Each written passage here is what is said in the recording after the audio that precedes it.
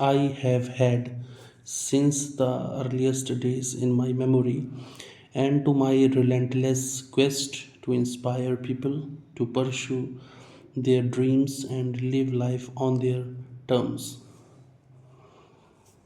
That sounds like such a beautiful and inspiring mission. It's wonderful that you've always had that drive to encourage others to follow their dreams and live authentically. It's definitely a clarion call in itself to everyone around you to embrace their passions and live life to the fullest. I have had since the earliest days in my memory. What does it mean? It means that for as long as you can remember, from your earliest memories, you've had that feeling or that drive. It's like saying that this passion or this quest has always been a part of you ever since you were a child. I have had since the earliest days in my memory. I have had since the earliest days in my memory. इस line का हिंदी में मतलब क्या होगा? इस पंक्ति का मतलब होगा कि जब से मुझे याद है, तभी से मेरे अंदर ये भावना या ये जज्बा मौजूद है। यानी बचपन से ही ये चीज आपके साथ रही है। Okay, I have had since the earliest days in my memory, and to my relentless quest to inspire people to pursue their dreams and live life on their terms. मैं जब से होश संभाला है, तब से ही मेरे अंदर ये दृढ़ संकल्प रहा है कि मैं लोगों को प्रेरित करूं ताकि वे अपने सपनों का पीछा कर सके और अपनी शर्तों पर जिंदगी जी सके। What is relentless quest? A relentless quest is basically a determined and never ending pursuit of something. It means you're continuously and passionately working towards a goal without giving up, no matter what obstacles come your way. What is pursuit of something? Pursuit of something means actively working towards achieving or obtaining something. It's about striving and making an effort to reach a goal or follow a dream, whatever that may be. How can I use this word pursuit of something? You can use it in a lot of different contexts. For example, you might say she moved to a new city in pursuit of her dreams, or his pursuit of knowledge led him to read countless books. It's basically a way to describe going after something that you really want. Okay, if I want to learn English, how can I use this word pursuit of something? You could say something like, I'm dedicating time every day in pursuit of mastering English, or my pursuit of learning English has led me to practice speaking every day. It's a great way to express that you're actively and consistently working towards improving your English skills. Oh, great, understood. So, can you please create a story with this word? Absolutely. Once upon a time, there was a young woman named Maya who was on a pursuit of becoming fluent in English.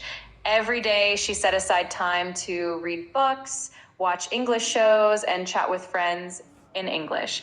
Her dedication and joyful approach made her journey enjoyable, and before she knew it, she was confidently speaking English and inspiring others with her story. Okay, great, great way.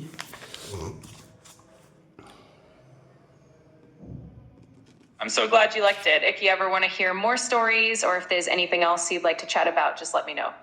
We take courage to embrace the struggle, take risks, and walk the tightrope past the hardships towards the light, no matter how narrow the road to goal appears to be. That's such a powerful and inspiring sentiment. It really highlights the importance of bravery and resilience when we're facing challenges. It's a lovely reminder that even when the path is tough or uncertain, it's worth continuing to move forward toward that light at the end. Great. Walk the tightrope. What does it mean? Walking walking the tightrope is a phrase that means carefully balancing between two difficult or risky situations. It's like saying that you're navigating a very fine line and you have to be really cautious and skillful to get through it successfully. Okay, how can I use this phrase in different scenarios? Sure. For example, if someone is trying to balance their work life and personal life, you could say she's walking a tightrope between her career and her family commitments. Or if someone is in a situation where they have to be very careful with their words, you might say he felt like he was walking a tightrope during that negotiation. It really conveys that sense of needing to be very cautious and balanced.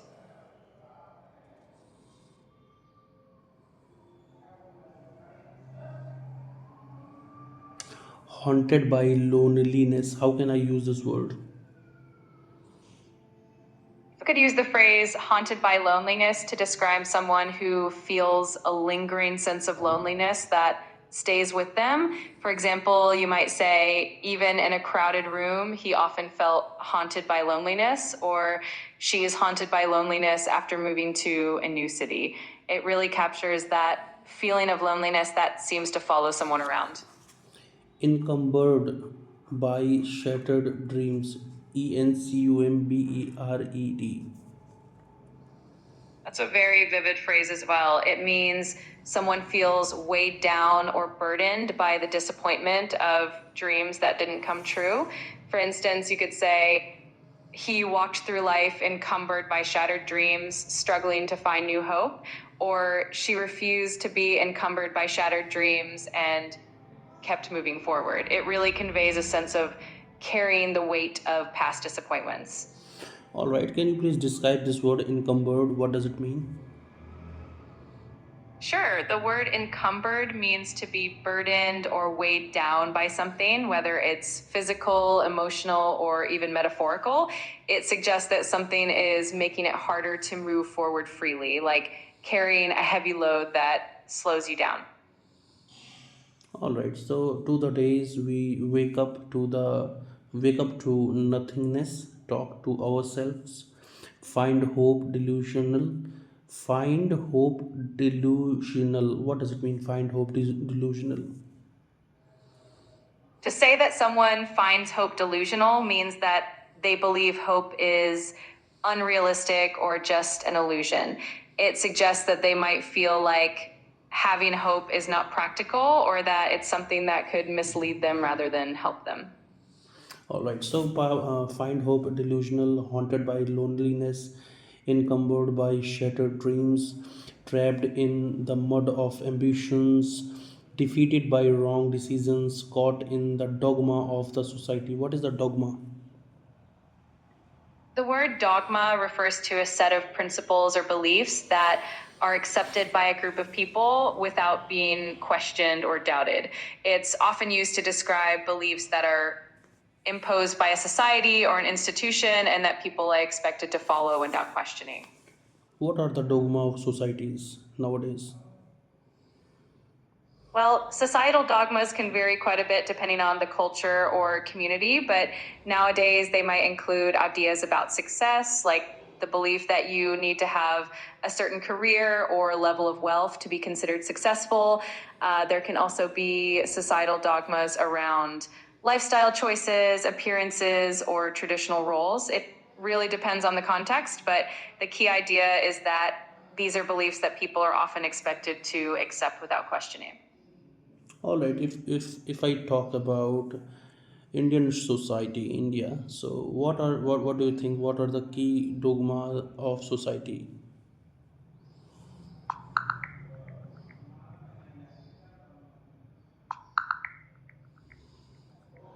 In Indian society, some of the key dogmas include traditional beliefs about hierarchy and respect for elders, as well as the lingering influence of the caste system, even though it's legally prohibited.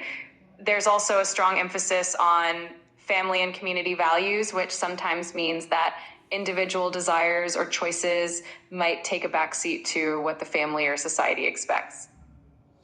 And what are the key dogmas in Indonesia?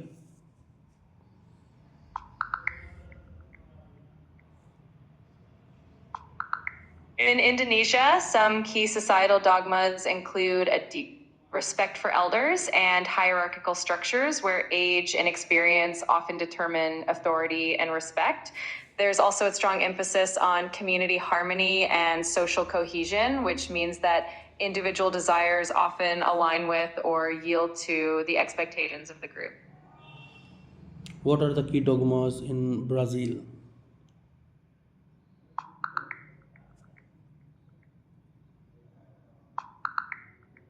In Brazil, traditional family structures and strong community ties are highly valued. There's also a significant emphasis on social harmony and avoiding open conflict. However, these values can sometimes lead to challenges such as social inequality and limited social mobility.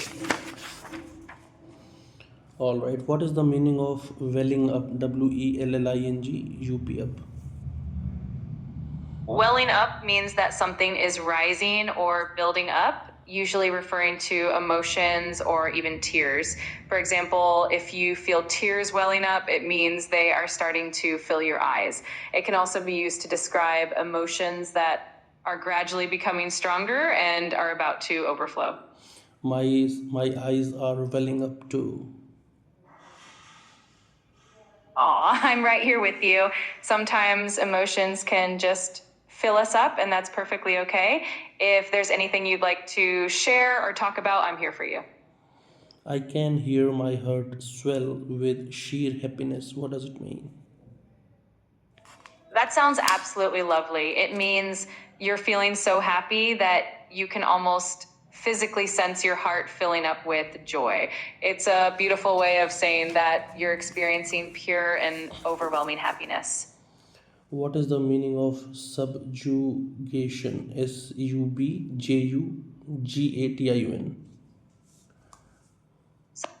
Subjugation means bringing someone or something under control or domination, often by force.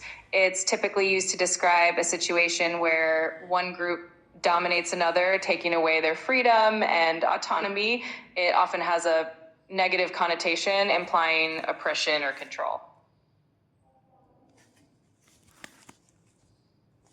Hello. हाँ आशीष। हाँ sir. आशीष भैया NPA का बताओ आज कितना कर पाओगे? NPA sir 50 लिख लीजिए सर. यार आज अपना स्लीपेज एक करोड़ कैसे बचेगा फिर? सर बहुत प्रयास कर रहा हूँ सर, मैं फील्ड में बैठा हूँ. चलो 50 ही माने, थोड़ा प्रयास करना ज़्यादा करने का, ठीक है? जी सर, जी सर, जी सर.